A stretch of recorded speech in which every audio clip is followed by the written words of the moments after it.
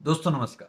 यदि आपकी इनकम पर टीडीएस यानी टैक्स डिडक्टेड एट सोर्स काटा जा चुका है, तो आपके लिए एक प्रश्न आता है कि रिटर्न भरते समय ऐसी इनकम का क्या ट्रीटमेंट किया जाएगा?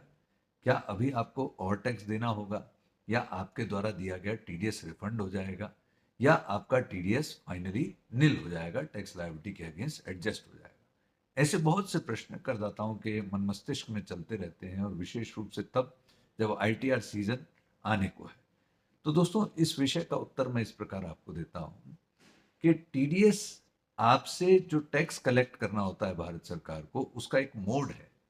सही तरीका ये होगा कि आपकी जो इनकम है जिस पर टीडीएस कटा है, for an example dividend income, for an example interest income, work contract income, professional income इत्यादि, आप पहले उस इनकम को अपनी टोटल इनकम टैक्सेबल इनकम में शामिल करिए। उस टोटल इनकम में शामिल करने के बाद में अपना फाइनल टैक्स लायबिलिटी कैलकुलेट करिए, कर लीजिए। मान लीजिए फाइनल टैक्स लायबिलिटी किसी व्यक्ति का आता है 1 लाख रुपए और टीडीएस उनका कटा है 1,20,000 रुपए। तो ऐसी परिस्थिति में उस व्यक्ति को 20,000 रिफंड हो जाएंगे, यानी टीडीएस फाइनल टैक्स लायबिलिटी कतई नहीं है। हाँ, अगर फाइनल टैक्स आया 1,50,000 रुपए और टीडीएस कटा 1,20,000, तो आप तैयार रहिए, बाकी का 30,000 आपको देना पड़ेगा।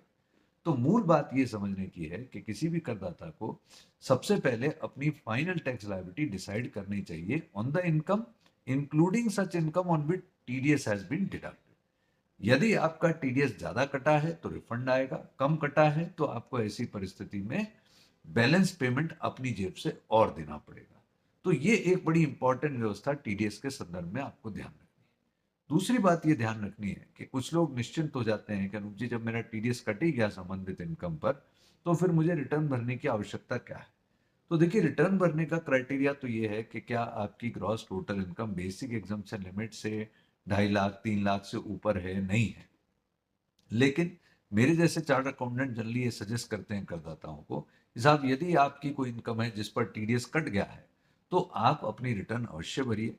और ऐसे व्यक्तियों के साथ तो मैंने चोट होते बहुत देखा है, जो ये मान रहे थे कि गलती से मेरा टीडीएस कट गया, मैं तो रिटर्न भरता ही नहीं हूँ, कोई बात नहीं, ये टीडीएस छोड़ देता हूँ, पर मेरे को रिटर्न नहीं भरनी। ये सोच सही नहीं है। आप अपनी रिटर्न अवश्य भरिए।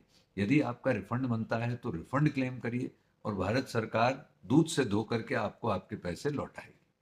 तो टीडीएस के बारे में आई होप ये जो क्लैरिटी मैंने यहाँ पे रखी, आपको रिटर्न भरते समय और अदरवाइज भी बहुत काम की रहेगी। बहुत बहुत धन्यवाद। Thank you. जय